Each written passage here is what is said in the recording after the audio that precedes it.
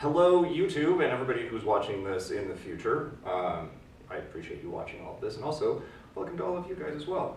I know YouTube pretty well. Is this your first sermon? Oh, look at that. That's awesome. I know this is yours as well. Yes. I know it's not yours. You're just like, totally. So we do record this, just so you know. If you want me to change names or anything, just let me know. So, okay, I have to let people know it is recording and that we'll be talking. I tend to keep these, have you watched these before at all? No, I'd heard them. Oh, cool. YouTube has all of our past sermons on it as well. For some reason you want to listen to me talk for like 9 hours straight, or just put me on in the background and listen to me, in the background. Different topics we talked about, and it's also good for everybody out there to know is that, obviously you probably found this through YouTube anyways, and you probably already know that we have, 9 or 10 videos up at the moment. There will of course be more coming as we go forward in time. But you can look at all of those on our Church of Witchcraft YouTube channel stuff too, so it's there for people to continue to learn from and to garner information from. All of them are, every sermon that we do, or that I do, is important to have people chime in. You can talk. If you don't want to talk, you don't have to, but we encourage people talking, so just raise your hand, and then I'll be able to, I'll stop, I'll pause myself, and I'll get to you guys, so feel free to interject, because that's what makes this what it is, right? Community isn't just listening to me whine forever about whatever, wax poetic on everything. Even though that is my tendency, I have to make sure to keep myself somewhat on the rails. So, starting that off, so glad that I wrote these, you have no idea. When I first started doing these, I didn't write down note cards, and I was like, you know what, maybe I should. I feel like that's probably a good idea, because this was going to inevitably happen. So, my name is Andrews. I'm the Hierophant of the Church of Witchcraft, and basically the Church of Witchcraft is a large format organization that we're working on revitalizing witchcraft under a flexible common practice. It includes building that common narrative that I was talking to you about earlier. But it also entails a lot of different things, whether it's education efforts, or it's community outreach efforts, or just service in the community in general. People who want to be, this is something I just started realizing that wasn't in the way of talking about this to other people, is that the church is not just there for, like, you don't actually have to be a witch to be part of this. Like, you can partake in these services and like our divination services, whether we're doing tarot or pendulums or runes or whatever. Like, even if you're not wanting to be part of it, we can still provide those services, right? We still provide that guidance, not just for us. It's not a witch-only club, right? That was the case, I would build a tree house in my front yard, and it would just say witches only with a silly password, and we'd all get there on bicycles. I think your guys are kind of into that based on your reaction. Yeah, kind of. With like the banana seat and like the short, yeah.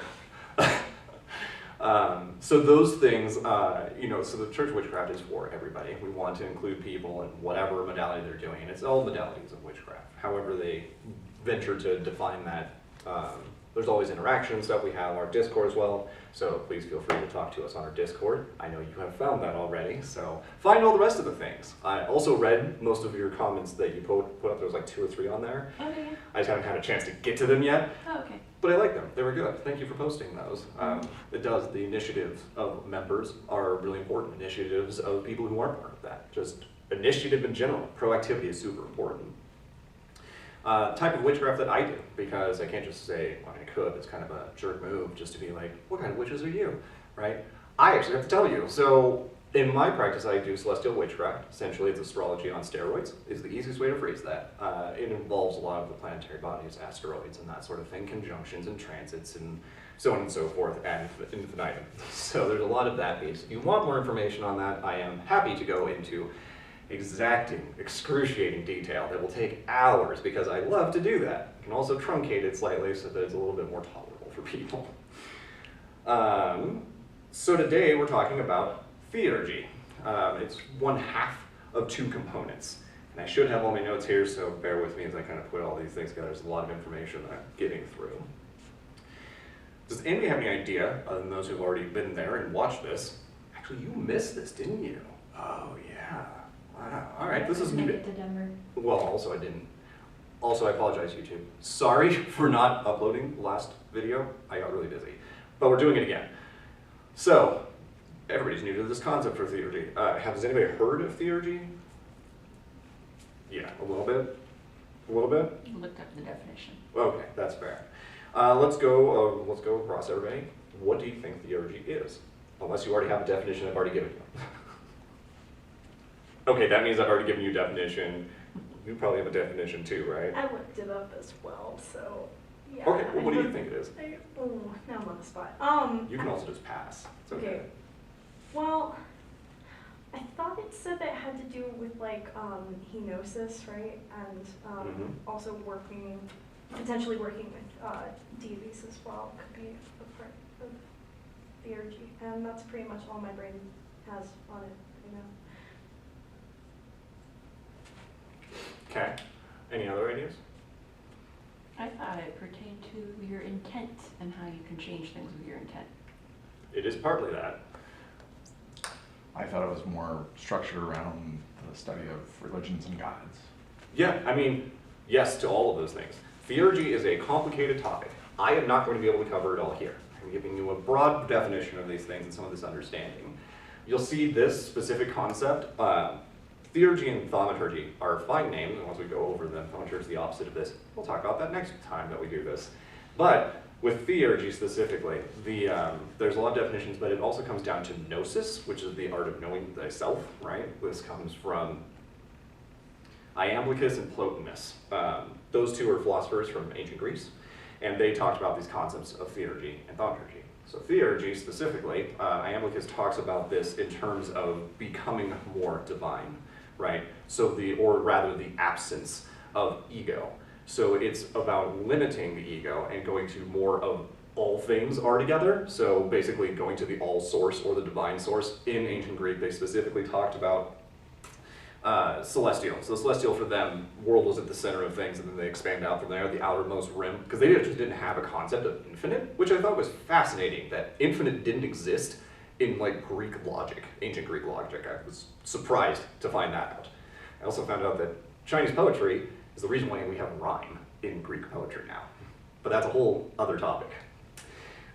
So the celestial is on the outside. The celestial is the divine realm, and that's where all the gods hang out and all of their pantheons and all that stuff. So Iamblichus' thought, as well as Plotinus, these two separate philosophers, they came to a couple of different distinctions of how one accesses Theurgy, and we'll get to that.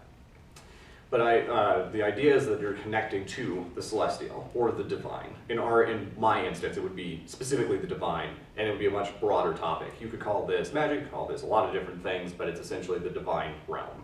And that's what Theurgy is meant to do, is that you're trying to make yourself more divine, less ego, and connect to that which is divine. So that's why I said you're all kind of right, right? It's partly the God stuff and partly those deities, because it's talking about that and borrowing from their celestial light, as Iamblichus puts it. It also has to do with that manifestation and intent and will.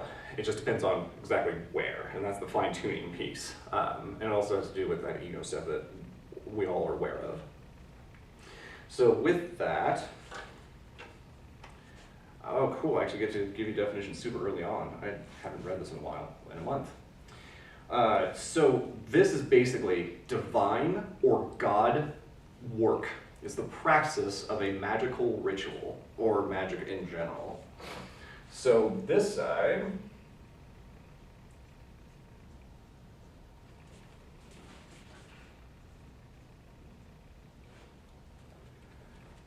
also, both of you need to fire me if by some random stretch of imagination I suddenly start using hand puppets. If I bust out hand puppets and include these, I'm out. Just, Okay. I probably need to be checked I would love that. in. Right, just. I would love that.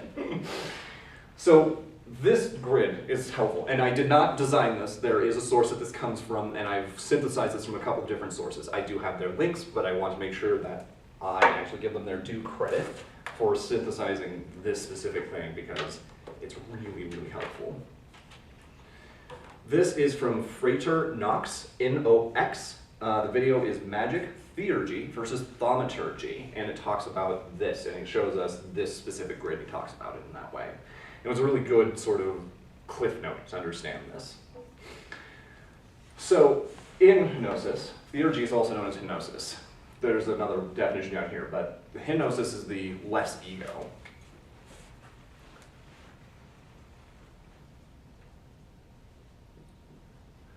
I'm just going to throw all these definitions at you. So, Gnosis is a fancy word for less ego, and ergo Theurgy. Everything above this is high magic. Everything below this is low magic. And it's not specifically because one's evil or good or any of those things. It literally has to do with where you're focusing, right? This is working on, this specific higher magic is working with celestial order stuff, making yourself more sacred, making yourself less profane, and working with deities. Maybe. Sort of. In the order category, actually have this memorized.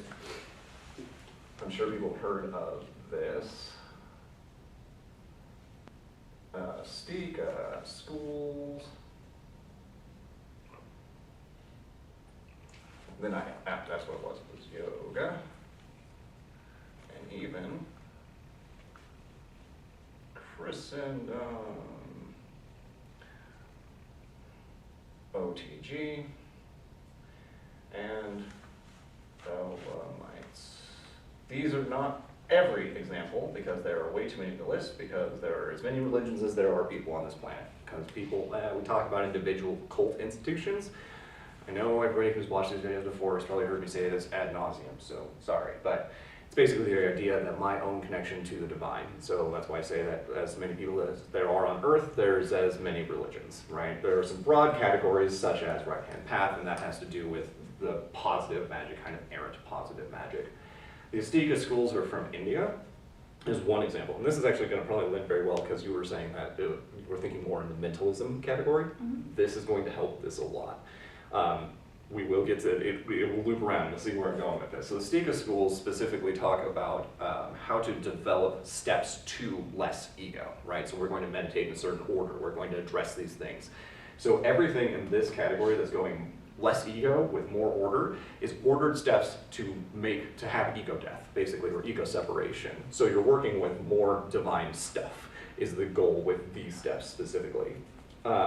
On this side, when we're talking about, has to do with things like substances, left-hand path. Is that on that side? That doesn't work. Yeah, I can put it there. That sort of breaches on things. So these aren't exact. Just understand that these are, think of polarity. I'll get to that too. Things like those substances, for example, so psychedelic compounds, that sort of thing, I'm basically trying to get less ego with zero order. I'm just going to shortcut my way straight to it with none of the work, which is its own thing. And it's right for its own reason. So that's why you won't hear me generally talk about good versus bad, because there's a polarity to this. It's not really any one of these things. Good and bad are moral judgments, and I can't make them. If this is helpful for you to get to your end goal, go for it. If you're not hurting a lot of people, because personally I would like you not to hurt people, that would be preferable, at least in my world. It would be great if you didn't have to hurt people to get to less ego and have more chaos, but this basically has no steps to what you're trying to do. And that's why Satan is sort of in between these things, because it's a little bit more on the ordered side, but it's also more of do as thou wilt versus anything else. And it's like, we don't really care what you do, just do the things, and we're going to get to less ego. Sometimes it drops into the lower part of this as well. I'm going to pause there. Any questions so far? Yes? What's OTG and Thelemites? Order of the Golden Dawn. Oh, Yeah, Order of it's the Golden every, Dawn. okay. Mm-hmm. And the Thelemites, broad category. Loosely occultist, could be witch, kind of depends on the Thelemite, right? And so they have a lot of order. I'm going to do a set of steps that's going to be very structured, and then I'm going to remove my ego, right? Or I'm going to learn more about myself. The same thing goes with Christendom, right? That's a weird thing to put on in the middle of a Church of Witchcraft sermon. But Christendom does the same thing. I have a whole bunch of steps to make myself more sacred, right? I'm going to do certain things that are going to cause me to get to this point. They sometimes get lost, and all of these can move up and down this polarity, right? This is just giving you some broad strokes to better understand it. But yeah, Order of the Golden Dawn. I also didn't put ceremonial magic, but ceremonial magic is within that Order of the Golden Dawn stuff, and Rosicrucianism and those sorts of things, some of the secret societies, Freemasons, that sort of thing. Okay, Oh, I didn't realize I put that in there. Cool. Vocation, religion, or both. So I know you guys have probably heard this. You were probably new to that. So is witchcraft a religion, a vocation, or is it both of these things? Non-rhetorical. What are your thoughts? And also, please feel free to disagree with me too. I would be glad to have people disagree with me. To me, it feels probably like it's dabbles with both. Vocation, because it's a lot of actual hands-on practicing of, spells and what have you. But also very structured around a belief system within that. Right. Yeah. What do you think? I struggle to see why it matters which way we want to categorize it. It's going to make sense in a second, but vocation, religion, or both. The reason it matters is about how I'm going to engage with my witchcraft, right? What am I using it for, right? Am I using it, and this is, let's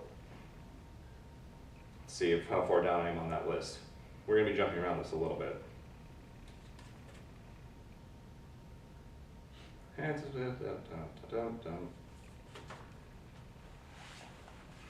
a little bit later on, but we'll jump around, it's totally fine. I can do this off the cuff.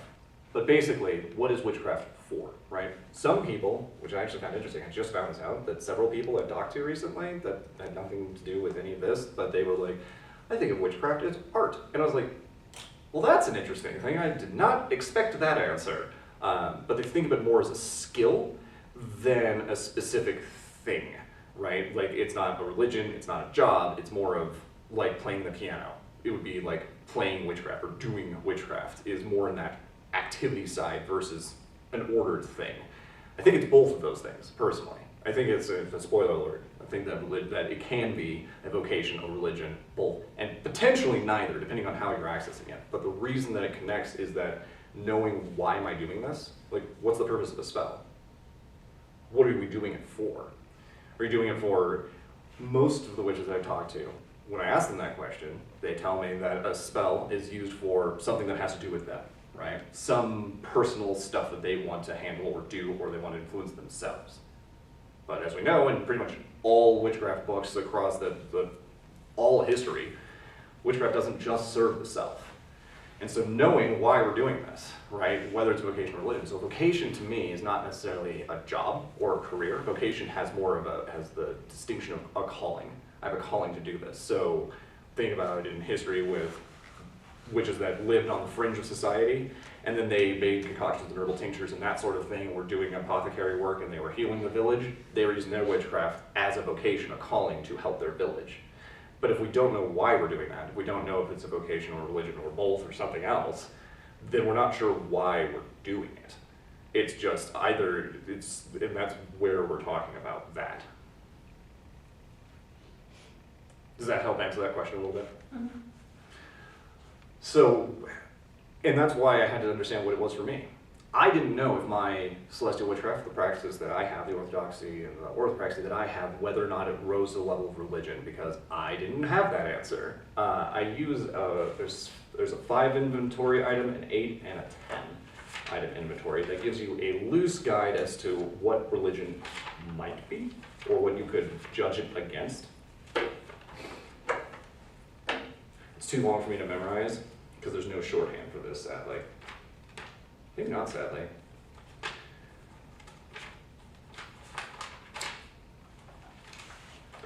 So religion, before I give you this definition or this inventory, does anybody have an idea of what they would call religion or how you would define that? What 2 to 3 sentences? Give you guys a second, because I know it's really hard. I would say religion is a structure or lack of structure system, rather, of like beliefs and practices put together for some sort of purposes. And I feel like the definition, I mean, there's so many things that can fall under the concept of religion under a broad definition. Mm-hmm. It's malleable. Sure. Any other input? No, that's pretty much what I was thinking. Good. You just pulled it out of my mouth. Excellent. Gotcha. It helps gain a sense of, I think, order and focus and purpose to your life, to one's life, whichever path that they choose. That's their constructed religion that they helps keep them kind of guiding. Right. Fills a need. Mm-hmm. Yeah, it can assuage things. I have to be very careful that I don't just wander off into existential territory, because I literally just came out of that class, so I'm really like, I have to make sure that I stay on track, because otherwise I'm going to get like way down the rabbit hole and it's not going to help anybody.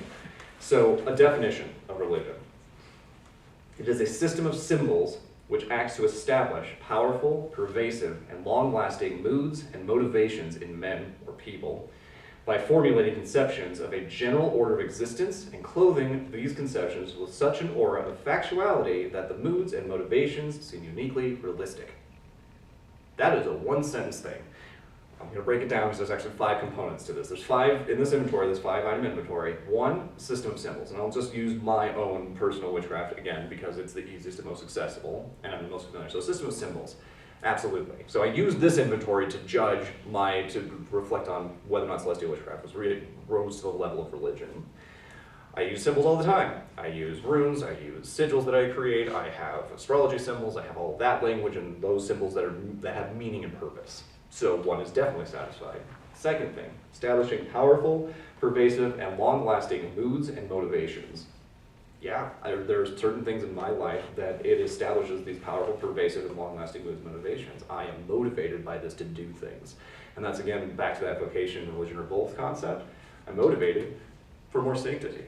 And the reason is because of what you were talking about initially, where you were like, it's about manifesting or creating your own thing. This also is how you are going to do that manifestation. But then it's for what purpose? Am I doing it for society? Am I doing it for me? Am I doing it for the Akashic Records? Am I doing it for a future life, a past life? Where am I doing it? Why am I doing it? And if I don't have any idea what this is, then what am I doing witchcraft for? I have no reason to do those things. And so I'm motivated to do these things. I have moods and motivations that are structured by planetary movements and transits and that sort of thing. So number 2 is satisfied. Number 3, formulates a conception of a general order of existence. General order of existence. How things work, why I exist, what things are happening, how I deal with my anxious cucumber life, like almost all humans are. Nervous cucumbers, right? And also it's dealing with the despair about life and the friction that happens between the finite and the infinite. Right? So there's this friction, and how do I rectify these things? What's the purpose? And that's what this is getting at. So 3 to me formulates a conception of general order of existence, is definitely satisfied. So we're already at 3 of 5. I mean, majority rules already at this point, but we'll continue. 4, the conceptions are clothed in factuality. I hold them out to be factually evident and true. I can't necessarily codify every single thing and describe it. And I can't give you a scientific, that's what the thing is, but I can give you a bunch of really close anecdotal information that's becoming overwhelming and very difficult to ignore because it keeps happening the same way a lot of times. So to me, it is factual. These things exist. How I deal with these things matters. And 5, moods and motivations seem uniquely realistic. That's a tricky one. I'm not going to get too far off on that, but yes, essentially, my moods and motivations are definitely realistic and are influenced and informed by these transits, by the witchcraft that I'm doing. So in all 5 of those things, with that inventory, then celestial witchcraft, by that logic, then follows, it is in fact a religion. But it's also a vocation for me, because I'm also called to do it. But then why am I called to do it? Am I called just for dealing with that friction between those 2 concepts of me? Or is it because that I'm called to do that to service my community? And that's why it matters, vocation or religion. Or both, right? Or it might just be a skill. Some people, witchcraft will never rise to the level of religion. And it may just be a skill set that somebody uses. It doesn't have to be religion. It can satisfy a lot of things. Just like Buddhism. Buddhism can be a religion. Buddhism can also just be a philosophy. Buddhism can also just be a practice that you take into your life that doesn't rise to either of those things. And I think that witchcraft is along those same lines of, it could be a philosophy, it could be an art form, it could be a religion, it could be all of those things, or maybe something else entirely that you think of. So you two, if you have any ideas or concepts that you want to stick down in the comments below, let me know what you think on that too. So, I actually didn't have to go through religious inventory. Look at me go. Okay, so Theurgy is or can be used in our daily practices, right? being more aware, being more present with yourself is going to help you understand where you want to go and why you're doing this. If I have less ego, I have less noise that's going on, and I can listen better. This enhances our intuition. So all of like the clair skills and that sort of thing, the more direction that I have, the more connected I am to the divine, at least in my experience, and from anecdotal evidence of secondhand reports from everybody else that I interact with. When they have less noise, they do meditation, or they do mantra, or they go walking, or hiking, or whatever it is. The less noise they have, the more they can connect to that divine space. And that will influence, like you were saying, influencing that magic and that potency. I generally won't talk about power and defense, basically. They exist, but I don't normally aim there because of a lot of different reasons. But the potency is increased here because I understand what the reason is, the purpose behind what it is I'm doing. If I'm just errantly doing witchcraft with no idea or any thought about why it matters to me, why it matters to anybody else, how am I going to use it, then why even do it at all? Same goes for literally any other concept. So if you were looking at, if you're going to work, why do you go to work? What's the purpose? Is the purpose purely for yourself, or is it for the community? And it's a hard thing to take, right? Volunteering, right? It's the same thing. So any of these things, any of the actions that you take, any of those behaviors that you undertake, knowing why you're doing them is going to help a lot, and it's going to help you shape that. And if you don't have that shaping, it's going to be a little more amorphous and difficult to define, and then you're going to have kind of just a scatter shot of whatever might happen. It's just like, I want to help people. How? What tool? What function? Why am I doing this? Why does it even matter to me? I debate infinitely with my family about whether or not altruism actually exists. I'm not going to get way too far down that because that could take years. We've been debating this for the last 20 years and we still haven't come up with an answer. But altruism, right now, our concept is that altruism is not necessarily possible at this point because everything is motivated. Even a mother to child. Mother wants a child to go on. Even if she sacrifices herself, it's not altruistic. She has desire. Which actually brings me to the point that deities and sacrifice of self, right? Sacrifice of that noise, right? Because some of that noise is super comforting. That blanket of noise, that distracted nature, right? The things that you keep around in your life and that sort of thing help significantly and they feel good, but they limit what is possible because you can't hear anything else. But it feels really good and everybody else is doing it, so you're getting along with everybody else too, because most people are pretty noisy, keeping things busy in their own heads.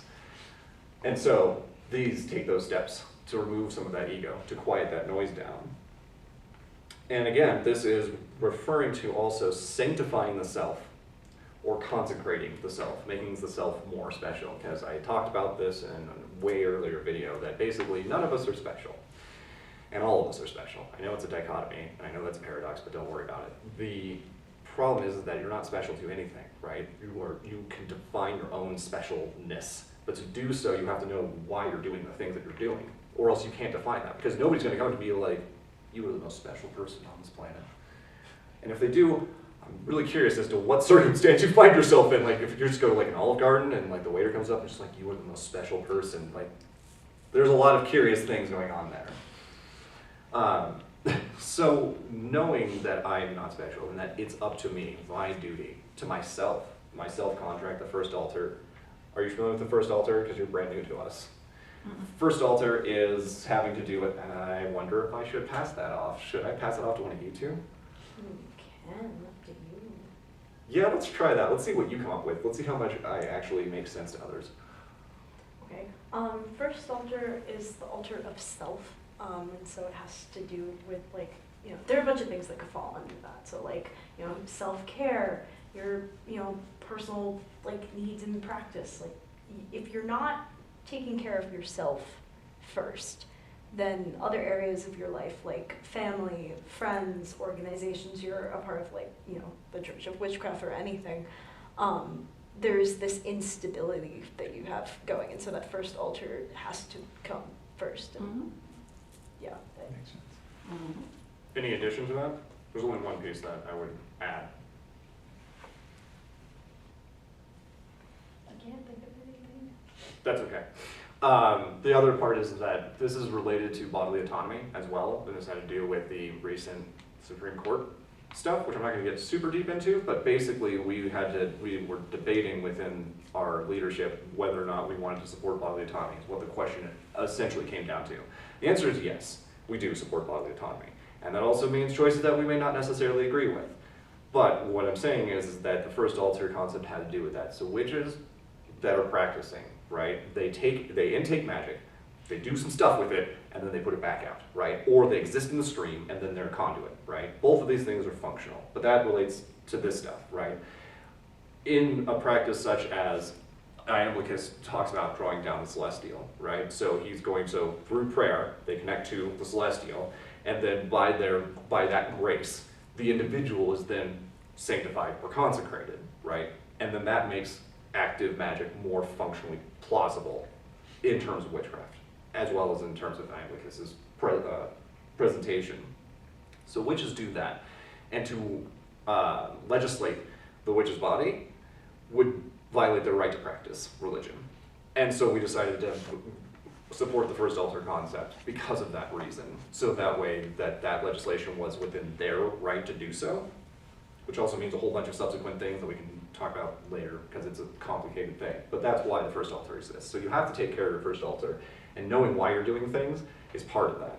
Because introducing all that instability into a system, whatever system it is, whether it's just in your community, even if it's not with us, right? If somebody's doing magic or performing magic or occult practices of some kind, and they're going into the community and they're a mess, whatever's going through them is also going to be similarly tainted, or at least perverted in some way, not exactly what you intended, warped in some way, just because the intent isn't there. The clarity of that. And so the importance of knowing why we're doing witchcraft at all, and what the spells are for, and what the rituals are for, and why any of that matters is important so that we have that clarity of focus, so that conduit can be as pure as you can possibly make it, or at least as functional as you can make it. Then we just went through the religious inventory. It was a little bit out of order, but we already went through that. Thoughts on the definition of those things, those 5 items? You want me to go back over those real quick? System of symbols. When I heard you say that, I was going to challenge that a bit. Yes. Because I just personally don't think that a religion necessarily has to have symbols to be a religion. Sure, it can be helpful and serve many purposes, but I think that there can be religions without symbols. What do you classify as symbol? Well, that's a good question for you as well, because when I heard you say that, I was thinking it could mean a couple different things. It could mean like a physical, like written symbol. It could mean symbols as in like more broadly, like symbology, like making something symbolic or whatever. Like Jesus. Mm-hmm. Yeah. And so what did you mean? Did you just mean both of those, one or the other? And why do you feel that is necessary in that definition for symbols to have to exist? So first, this definition isn't mine. It is another person's definition that they came up with, and then I was going through that. But you're right, and that's why it's important to break down these concepts, right? Again, knowing what we're doing with that. System of symbols. There's a lot of symbolic everything. So symbolic gesture is also within that category of a system of symbols, right?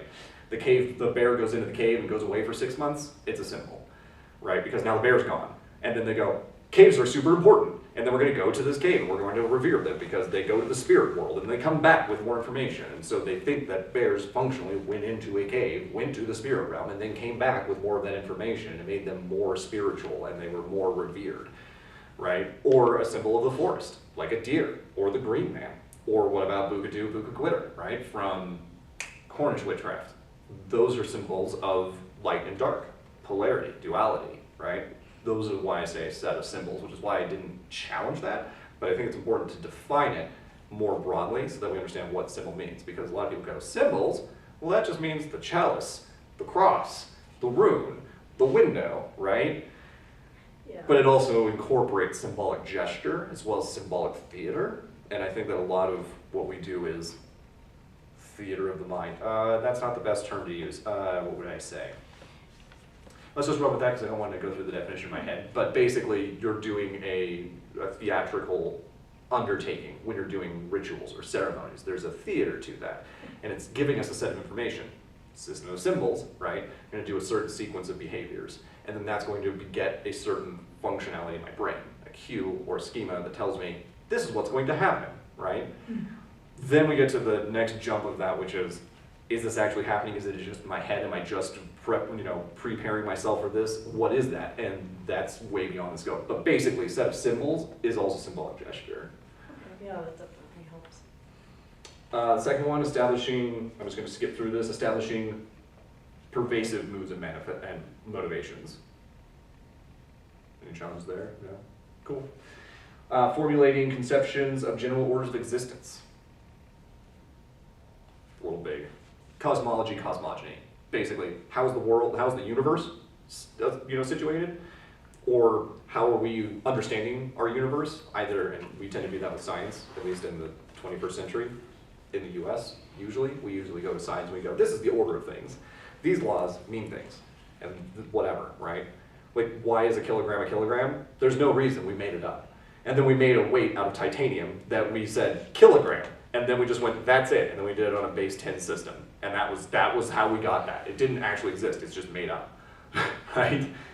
It's also a system of symbols, but it's also those pervasive moods and motivations.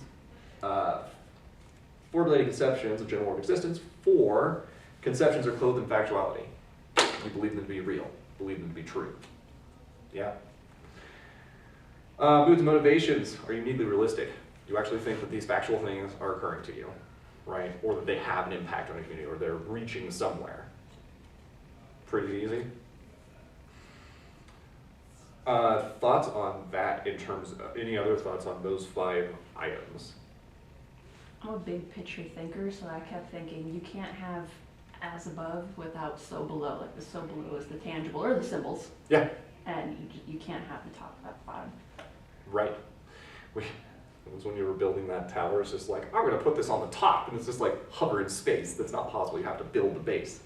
At least in this realm, we have to build the base first and then build up. We can't build top down. Can't build a skyscraper from the sky down. It doesn't work. I mean, you can try, and I would almost pay money to watch you try this, just because I would find that hilarious to watch you. Just be like, I'm going to build from the sky down. I'd be like, man, please do, because I want to see how you execute that. In some alternate version of reality, in this infinite, there's gotta be somewhere where they build from the top down. This is not bad.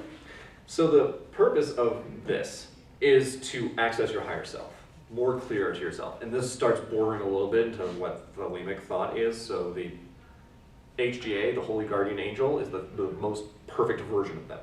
And their ideal is to do a whole bunch of steps that allow them to access the HGA, which allows them to have communion with that divine and most perfect self, right?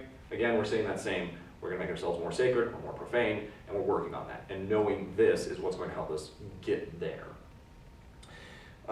Differs from simple or theurgy worship. Don't know what that was. So this is also, like I said, I'll go to this part, the basis of Gnosticism, the Azteca schools in OTG. So you'll see Theurgy and its counterpart Thaumaturgy in Gnosticism. It used to just be called Gnostic, or just self-knowing, which was a great word. But then the Gnostics came in and they made Gnosticism, and so that they had to split these into 2 terms, because then it was just super confusing. It's like, what, the Gnostics are doing Gnosticism? And so it got confusing, so it ended up getting split into 2 terms. But Theurgy and Thaumaturgy comprise the act of gnosis, or self-knowing.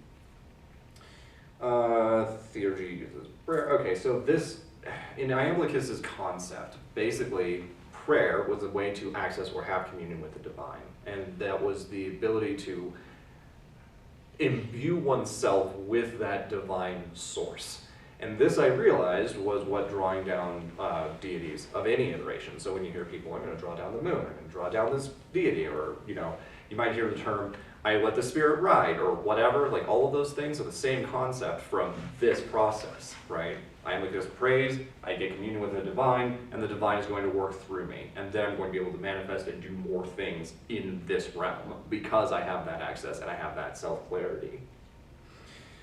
So, looking at prayer on your own, there's some books and stuff that I can recommend for that, but there's a lot of interesting, always challenge if there's any baggage or any knee-jerk reactions to definitions you might have. If you're like, oh, I don't like that. Like, I had somebody freak out about worship, and I was just like, worship. They're like, I don't worship. And I'm just like, well, I mean, you might. And then I was like, do you do any rituals or anything? He's like, well, yeah. And I was like, okay, so what do you do? He's like, well, I kneel down, light a candle, I say some words, and I'm like, that's worship, my friend. And they're like, oh, wow, I guess that is. I don't, and then, so there was that baggage, right, behind that word of worship. Worship is just an honoring, a veneration, adoration. I just wanted to share something real quick that relates to this. Yeah. Someone who I was talking to about like the Church of Witchcraft at UCCS, he like I handed him the QR code, and he was like, "Oh yeah, I'm just pagan. I don't practice witchcraft." And I was like, "It's okay," but it felt, I could feel from him that he was like kind of freaked out. And Yeah. ever since then, he's been like avoiding me because we have a class together. I can feel he's like, I don't know, uncomfortable, scared. So yeah, sometimes people become like, what's the word that I'm looking for? Not exactly defensive, but just like Resistant? yeah, resistant when something is coming up that they like, either, you know, they don't want to think about it, they don't want to deal with it, it's eliciting some sort of discomfort for some sort of reason. It's just interesting. So that's the same friction, right? It's that same friction between why am I doing the things I'm doing? What am I influencing? How am I doing that? That same friction exists. It's the same thing with terms. So I challenge myself all the time on like knee-jerk reactions, especially when I hear a word, I'm like, I hate that. I'm like, wow, that's weird. Why do I hate that? That makes me feel uncomfortable. Like, that really should be looked at. One of the best terms, and I'm going to slaughter this in terms of Latin, but I'll give you the translation too. Talem eum vidi colum capere potui. We receive according to our capacity to receive, which is phenomenal, and I love this term, right? Because I can only get this based on how ready I am for it. So whenever there's any ranking or any hierarchy of any iteration, or there's not, especially like in the coven that I'm part of, there's no like, you can't be this thing. There's not a time limit. There's not like a giant quiz you have to take. It's way harder. And the way harder thing is that I can't make you get to receiving faster.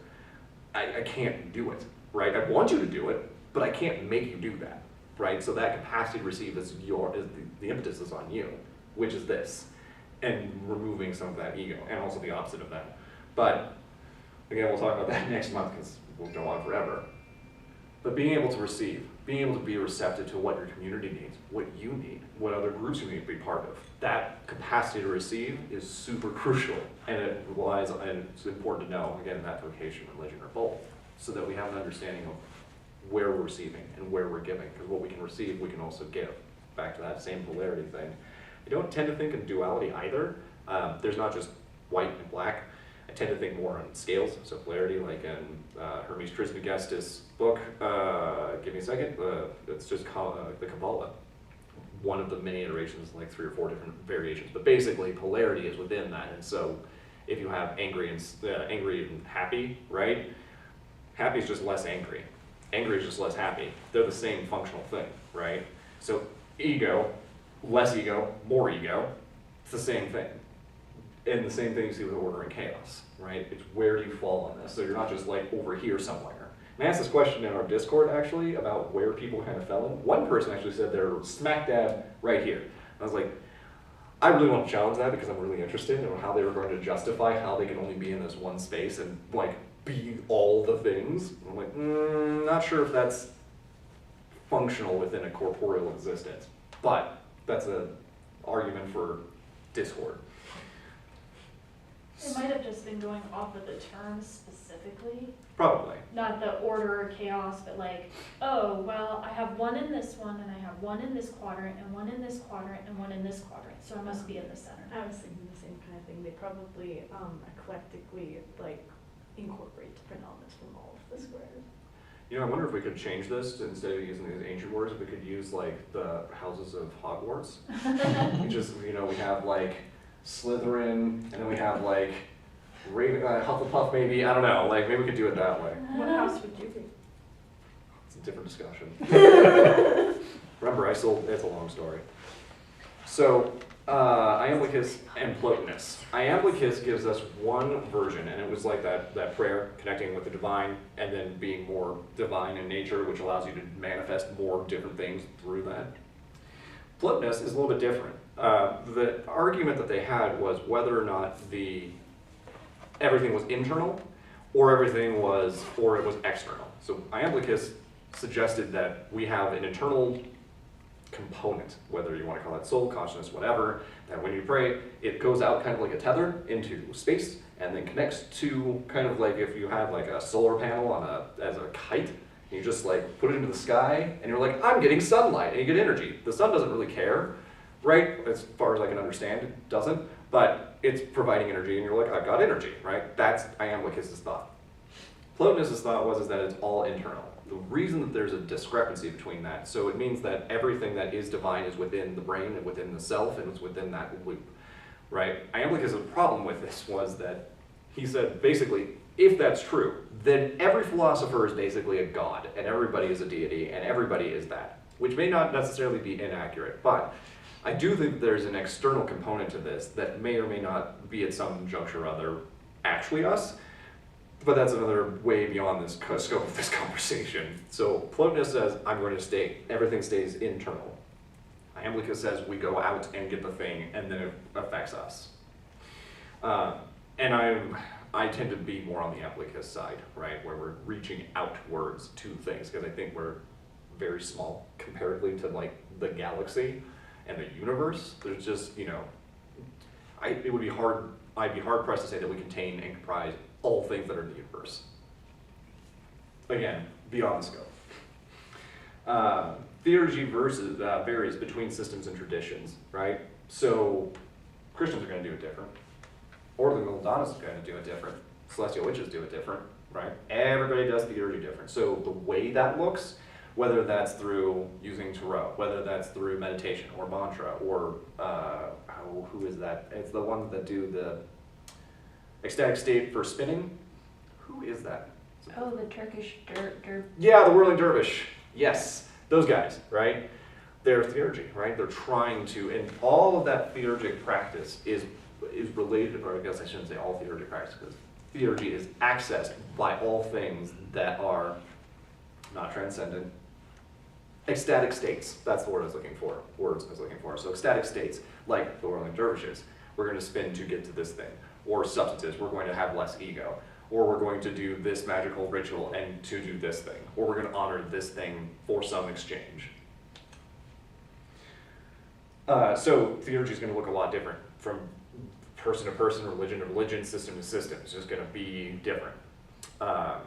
You can see it in a lot of different ways. It's just going to manifest in a lot of different ways. If you start looking, I really encourage this, please start looking for where people might be doing theurgy in their practice, beyond just witchcraft, just anywhere, right? Even those who aren't religious or don't have any sort of divine connection, look at whatever they might be doing and see if it might be theurgy, because there's a lot that might actually be that. So Iamblichus focuses on sharing the celestial. Theurgic development enhances and begets the secondary part in Thaumaturgy, right? It doesn't just, it's an equilibrium. Meaning that you don't just get to less ego and then you're just like done, right? It's like, oh, I've got rid of my ego. Done, right? This is going to get messed up because, I'm going to steal this from you, Amber, the bad case of life, right? A bad case of life happens and then you start getting focused more in physical versus metaphysical, right? You start drifting away from your own structures that you started making that you rely on, right? So this is why that religious piece is important, because those religion can fill in that gap of those instructions and that earnest thing that you lean on to keep you here when a bad case of life happens. But this is constantly in fluctuation, right? There's always going to be work to maintain less ego. And sometimes it's not appropriate. Sometimes more ego is better, right? It just depends on what you're doing. You know, you can be up here most of the time and you're like, you know what, I need to affect some of this realm. Drop on down, do some more stuff. That's okay. Like, you don't just have to like live in one place. You don't just finish. You're going to fluctuate. And you're going to fluctuate up and down as well as side to side. So you might do more chaotic stuff, or you might end up doing more ordered stuff. One of the witches that I know does pretty much just pure chaos, right? Whatever intuitive thing, you know exactly who I'm talking about. You've heard her voice in these videos too. But pretty much just pure chaos. They're just, you know, going through the day and they're like, I'm just gonna do a spell, and then just does it with whatever happens to be there for specifically this realm function. right? And that's appropriate. But you can bounce all around this all the time.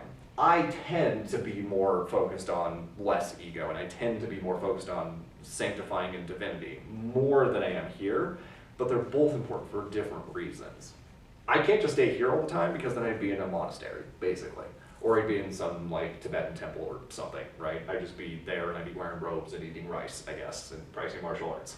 And that's all I would be doing, but what use is that for everybody else? You know, I feel like that's a little bit hedonistic, right? I have this great source of knowledge, and then I'm not giving it to anybody. I'm just sharing it with my other friends, I suppose. And I'm like, But how much of this is for you and how much is this for other people? I took it as it's for other people too. If I got to this point, then I might as well share it to somebody else because that's how I deal with my friction. So again, this is the high magic, and this is just basically the greater universe. Lower magic is just more fundamental, core, physical stuff. You can also think of, if you aren't fans of the word chaos and order, you can also go with deconstruction and construction, right? Additive, subtractive, whatever. Actually, I think it'll be on this line. This would be subtractive. Ooh, that's going to get me stuck in the loop. We're not going to do that. No, that's very good. So we have a duty to our first altar, but also to the wider population, especially if you're claiming that I'm going to be a witch, I'm going to do something. Then what does that mean in history? We see a lot of things that are helping our societies, we're guiding things. One of the coolest names that I like that has a title was from, I've forgotten it, but the title is Haruspex. And the Haruspex is basically a really highly paid astrologer that hung out with the kings and like the monarchy and just guided them with stars. That was their job, right? So they were the witches of the stars. Anyways, the point is that with this, we have a duty to our community. We see that frequently as a theme throughout all of the forms of witchcraft that you could possibly think of, that they have some sort of community effort. And so to take care of the first altar is then also to provide a more refined version of yourself for the greater community. And I would argue that you definitely, for me, because I can't make that an umbrella statement for everybody else, for me, community is an important thing that I'm doing, right? So a giant spell that I'm doing is making the Church of Witchcraft, for example. That's a huge project, right? But it takes a lot of people. And so in that effort, I'm affecting other people's lives. I'm attempting to do so. I took that as my duty to do so, so I take care of my first altar and I answer some of its friction. I do these practices to clarify myself so that I can perform better for the community, because that's what I do. The question would be, for all of you people out there, as well as you here, do you care about your community? It's okay if you don't. It's way okay. Like sometimes you really just need to focus on yourself. So there's like that. This is not a judgment space. It's just, what are your thoughts? Oh, you're just asking. Yeah, I'm actually Oh, okay. asking. I mean, Community focused, self-focused. I personally believe both are very important, Mhm. at least to me. And of course, I want to be sure that I'm like, functional and taking care of myself in a way, like not bringing into any community that I'm a part of, like that sort of like tainting, like, sure, things happen. I'm not always going to be like fully, 100%. But when people come into community and like, they're lashing out or other different things, I never want to, So I'd say both are really important. Sure. For different reasons, but yeah. Okay. And it's to know that about yourself, which is why we do this definition, why we figure out what it is we're doing with ourselves, right? So again, we know why we're doing the things that we're doing. Other thoughts?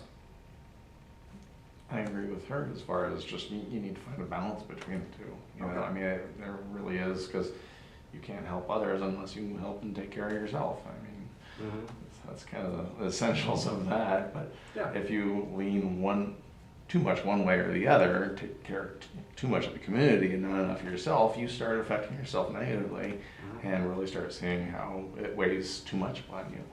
Right. So you need to sway that back towards taking care of yourself. Yeah. Or vice versa. Spoiler alert, modern witchcraft falls into this category. It's more physical and more ordered, but it's more for self, and it's more about this realm than anything beyond it, right? And that's a great question. Why do we do that? Is that just what witches are? I would argue no, because I would be the example that doesn't just do this side, it also does this side. It does both of these things in an ordered way. Sometimes I do some chaotic things. It doesn't necessarily fundamentally characterize me though. You plan to do chaotic things?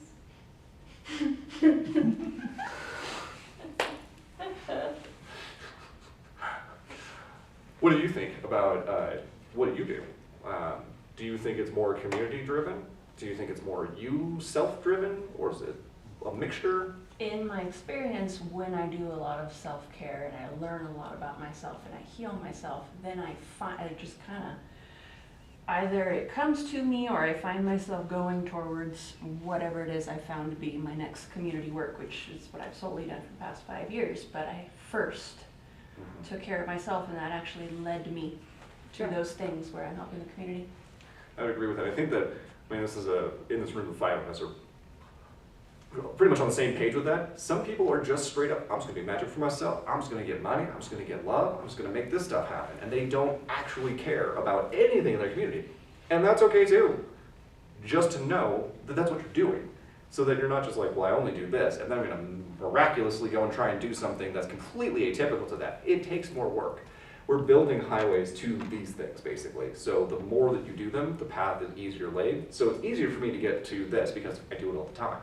It's part of my habituated sort of responses. If somebody's hanging out down here all the time, it's gonna be really difficult to get all the way up here, right? Especially if this is the majority of your practice, and they're like, you know what, I just want to take care of myself. And they just try and jump over here. It's just so unknown, it's unfamiliar. It doesn't feel great, and vice versa, right? But again, that's why we talk about it. And if you don't have the interest in, and we do in this room, it's a mixture. The last room was like, we're all hanging out down here, and that's totally okay. And then I was asking them whether or not they wanted to do more stuff with their community. And they collectively basically was like, yeah, I kind of want to do more with my community. I didn't even consider that I was only doing magical practices for myself and this realm, that I wasn't actually focused on anything else. And they're like, I didn't even consider that. And that's why we exist. That's why the church is here, to talk about these things, so that you have those kinds of narratives. So you go, oh, I haven't considered that before. So the Church of Witchcraft and Theurgy. For our clergy, it is an area of effect, is our thought, that as we focus more on these things, the more the leadership of clergy that does this work, that we're providing the space for other people to be able to access that as well. And that we can sort of pioneer that way and give some more of that articulation to provide to the community. And so it's on the clergy side as well as all the members that we'd love them to do this, but us to provide that example. How did we get here? So we have to do the big thinking stuff and then share it in an articulated sort of way so it's accessible, versus you just going, finding a video and just going, I have no idea what this means, right? Like you were asking, what's OTG, right? If we weren't here to explain that, it would take a while to get, eventually you would, you know, but we can kind of shortcut you through some of those stuff, as well as encourage that critical thinking. We don't want to tell you how to think, but provide a way for you to think more critically about what you're doing, because we're only one way, not the way. We are finding that this is working. So we have 3 categories in our Discord: solar, lunar, and star. Really straightforward. Solar is basically additive stuff, so anything that's an additive spell. Our lunar stuff is all the negative stuff, so anything that's subtracting, taking away, that sort of thing. Anything that's star is things that are supportive. And this is what we're seeing, is that we're seeing a lot of the witches that are involved in our community with the Church of Witchcraft, that they're gaining in potency. Their claircognizant skills, like all of the clair skills, there's like 7 or 8, I'm not going to try and remember them right now, but they're all improving. They're finding more synchronicity. Like I texted you the other day, because I was just like, you're feeling a little off. Right? But the only reason that exists is because of that magical connection, because we do a lot of ritual together, same thing with you, like we have a constant, so both of them are in the Covenant of Insight that I'm part of as well, and so because of that, there's the synchronicity that's occurring, where we understand what other people are feeling in the Covenant, just by the fact that we're always there, we're always sharing that space, we're building that highway together, and so the ancillary effect to that is, we ended up being more connected together. I did not actually know this was going to happen, nor did I suspect it was going to happen, and then it happened, and then I had to figure it out, because I was like, wait a minute, that does track, I didn't realize that was going to happen, but glad that it did. Still navigating that.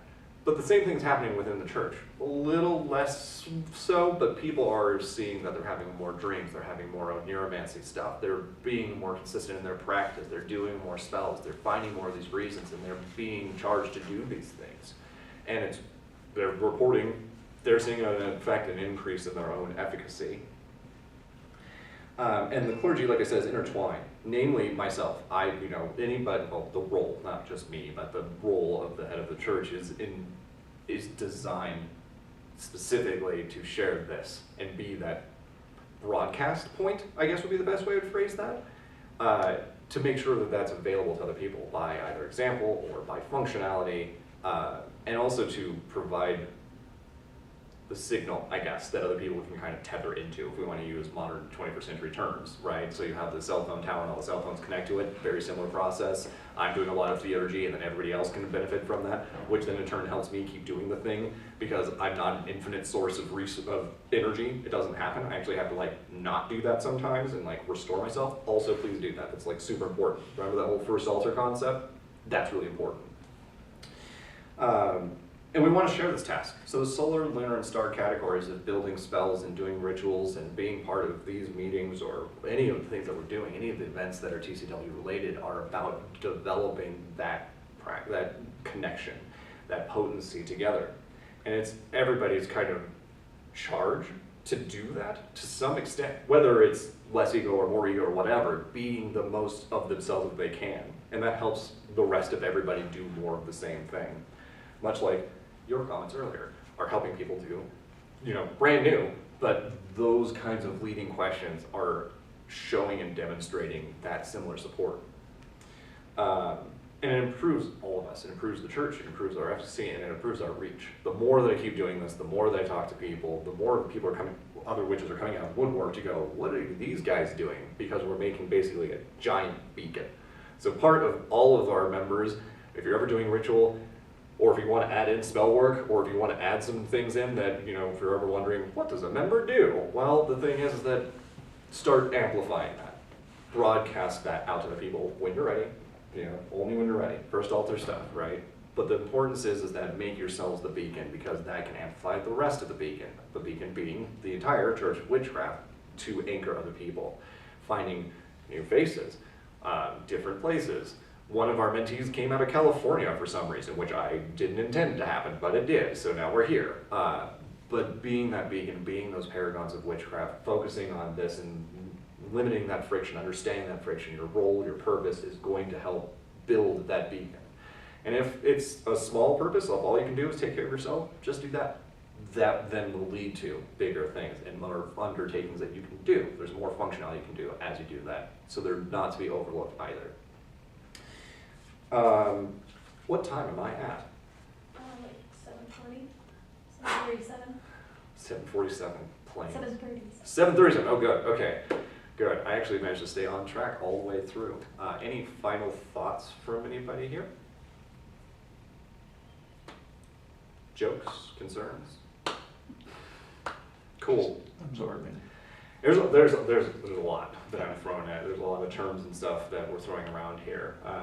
And it can be daunting, but that's why we have the discourse, why we have these meetings, so that people have the access to those things, so they can go, what is this thing? And actually have a face they can talk to, instead of just try to figure it out online, because we see very frequently that new witches that are coming in, this is why we do the mentorship program, the Embers program that we have, because we were seeing a lot of new witches come in, and people would say, what do we need? They're like, how do I do this? People would say, read books. And that was the end of the conversation. And they were just sort of left to their own devices to sort of mill about. And that doesn't really work. So we decided that it was important to educate and not tell how to practice, but what the broader spectrum of why that purpose exists. That made me think of villagers. Oh.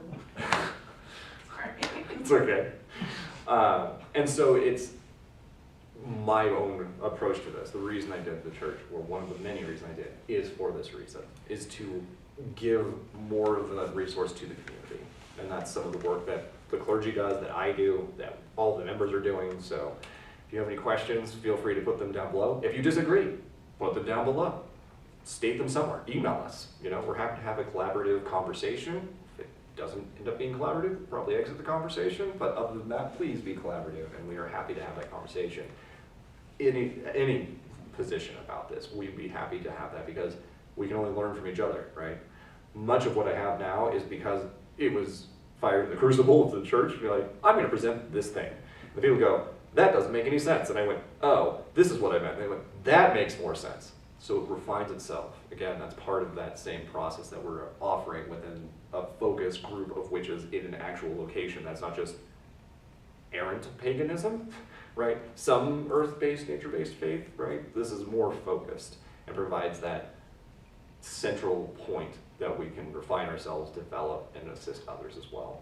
So thank you, YouTube, whatever platform you might be watching on this on in the future, and we will see you at the next one. If you haven't watched the others, watch the rest of them as well, and join us in Discord, or send us an email, or any of the things. We're pretty accessible. Thanks again.